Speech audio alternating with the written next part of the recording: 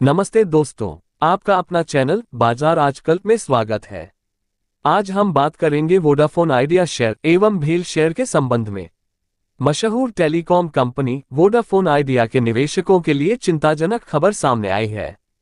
कर्ज में डूबी कंपनी ने केंद्र सरकार से मदद की गुहार लगाई है। कंपनी ने सरकार को आगाह किया है कि अगर सरकारी मदद नहीं मिली तो नेशनल कंपनी लॉ ट्रिब्यूनल यानी एनसीएलटी का दरवाजा खटखटाना पड़ेगा और वह वित्तीय वर्ष 2025-26 से आगे कंपनी को नहीं चला पाएगी। वोडाफोन आइडिया ने चेतावनी दी है कि बिना सरकारी मदद के सरकार की इक्विटी हिस्सेदारी का मूल्य शून्य हो सकता है। स्पेक्ट्रम बकाया के लिए वोडाफोन आइडिया पर सरकार का 1.95 लाख करोड़ रुपए बकाया है। अगर कंपनी दिवालिया हो जाती है तो कंपनी से स्पेक्ट्रम बिक्री के 1.18 लाख करोड़ रुपए की वसूली नहीं हो पाएगी। वोडाफोन आइडिया को बैंकों से मदद नहीं मिल पा रही है। आर्थिक तंगी की मार झेल रही कंपनी ने दावा किया है कि उसे 26,000 करोड़ रुपए के इक्विटी इन्फ्यूजन और सरकारी की ओर से कंपनी में हिस्सेदारी लेने के बावजूद बैंकों से कोई मदद नहीं मिली है।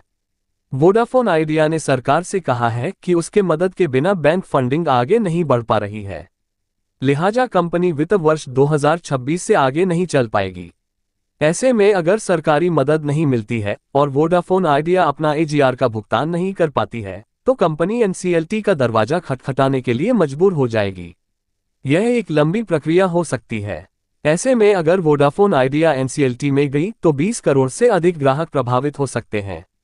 इस खबर से पहले खबर आई थी कि वोडाफोन आइडिया लिमिटेड ने सरकारी बकाये पर छूट के लिए सुप्रीम कोर्ट के सामने फिर से याचिका दायर की है। कंपनी ने अपनी याचिका में कहा कि बैंक फंडिंग के बिना कंपनी वित्त वर्ष 2025-26 से आगे काम नहीं कर पाएगी। इसकी वजह यह है कि उसके पास मार्च 2026 में दूरसंचार विभाग को 18,000 करोड़ रुपए की एजीआर किस्त का भुगतान करने की क्षमता नहीं है। वोडाफोन आइडिया ने सुप्रीम कोर्ट से 83,400 करोड़ रुपए के लंबित एजीआर बकाये पर ब्याज, जुर्माना और जुर्माने पर ब्याज से छूट मांगी है, जो कुल मिलाकर 45,000 करोड़ रुपए से अधिक है। इन भुगतानों पर सरकार ने कंपनी को 4 साल का मोरेटोरियम दिया था, जो आने वाले सितंबर महीने में खत्म हो रहा है। फिलहाल सुप्रीम कोर्ट दोबारा सुनवाई के लिए तैयार हो गया है। यदि वोडाफोन आइडिया एनसीएलटी में गई तो क्या होगा? टेलीकॉम कंपनी वोडाफोन आइडिया अगर national company law tribunal NCLT का रुख करती है तो 20 करोड़ से ज्यादा टेलीकॉम सब्सक्राइबर्स पर असर पड़ेगा। कंपनी में फिलहाल 20,000 से ज्यादा एम्प्लॉइज का एक्टिव वर्कफोर्स है। इक्विटी कन्वर्जन के बाद भी एजीआर और स्पेक्ट्रम ड्यूज में वोडाफोन आइडिया पर सरकार का 1.95 लाख करोड़ रुपए बकाया है। पिछले एक साल में वोडाफोन आइडिया के शेयरों में करीब 44% की गिरावट देखने को मिली है। वोडाफोन आइडिया के शेयरों का 52 हफ्ते का हाई लेवल 19 रुपये और 18 पैसे है। वहीं कंपनी के शेयरों का 52 हफ्ते का लो लेवल 6 रुपये और 47 पैसे है। रिटेल इन्वेस्टर्स के फेवरेट टेलीकॉम सेक्टर के penny stock Vodafone idea limited के शेयरों में शुक्रवार को लगातार दूसरे दिन तेजी देखने को मिली। वोडाफोन आइडिया लिमिटेड के शेयर 1.94% की तेजी के साथ 7 रुपये और 37 पैसे के लेवल पर बंद हुआ। इस कंपनी का मार्केट कैप 79,848 करोड़ रुपए है। समाचार के अनुसार कुमार मंगलम बिरला की अगुवाई वाली दूरसंचार कंपनी वोडाफोन आइडिया ने शुक्रवार को रिन्यूएबल एनर्जी सेक्टर से जुड़ी एक कंपनी में नए अधिग्रहण की घोषणा की है। इस अधिग्रहण के साथ ही यह यूनिट बिरला की अगुवाई वाली दूरसंचार कंपनी वोडाफोन आइडिया की सहयोगी बन गई है। ये ताज़ा घटनाक्रम high speed wireless internet service के लॉन्च की सूचना मिलने के 2 दिन बाद आया है। 5G वोडाफोन आइडिया ने पहले ही मुंबई, पटना और चंडीगढ़ में अपनी 5G सर्विस का अनावरण कर दिया है। वोडाफोन आइडिया का ताज़ा अधिग्रहण दूरसंचार कंपनी ने शुक्रवार को घोषणा की है कि उसने इक्विटी शेयर पूंजी में 26% हिस्सेदारी हासिल कर ली है।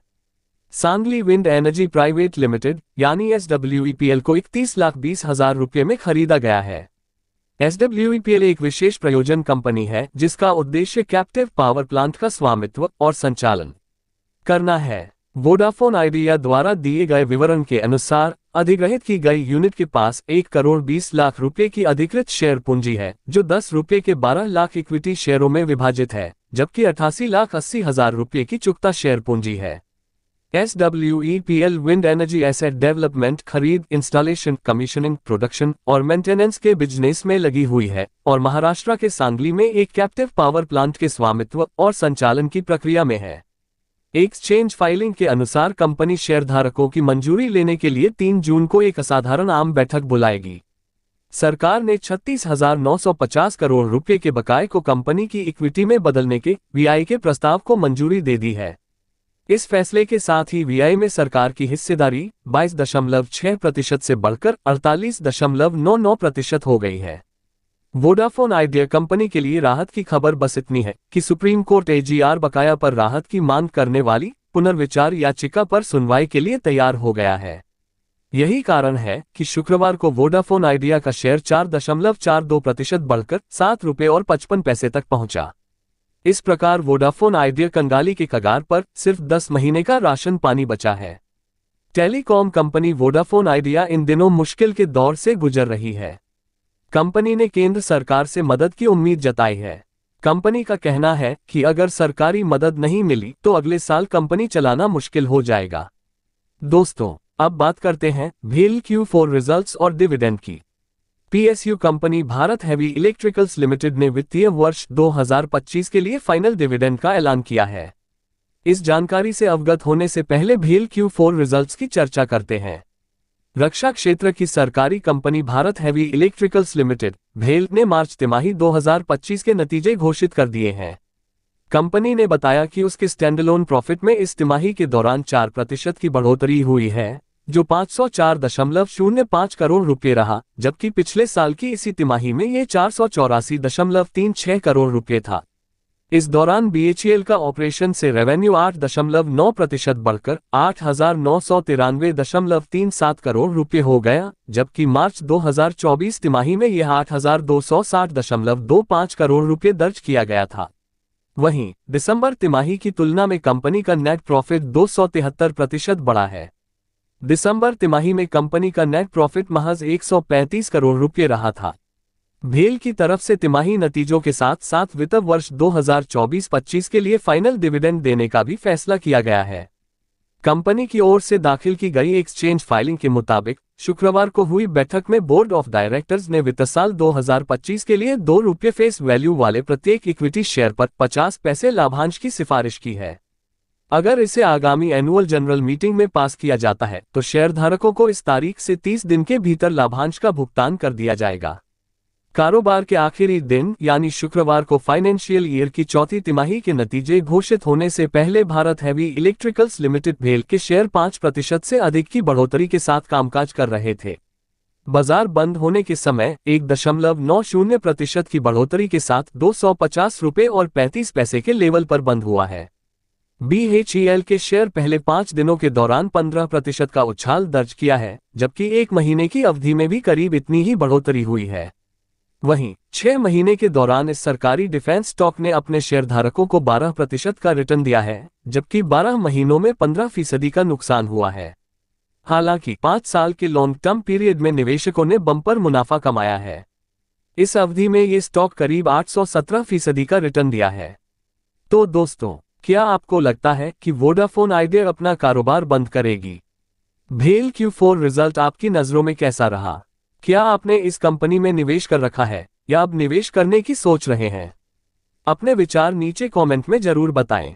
लेकिन दोस्तों, याद रखें कि निवेश करने से पहले अपने वित्तीय सलाहकार से परामर्श अवश्य करें, क्योंकि शेयर बाजार जोखिमों के अधीन होता है। अगर आपको ये जानकारी पसंद आई हो तो वीडियो को लाइक और शेयर जरूर करें। ऐसे ही और लेटेस्ट स्टॉक मार्केट अपडेट्स के लिए हमारे चैनल को सब्सक्राइब अवश्य करें।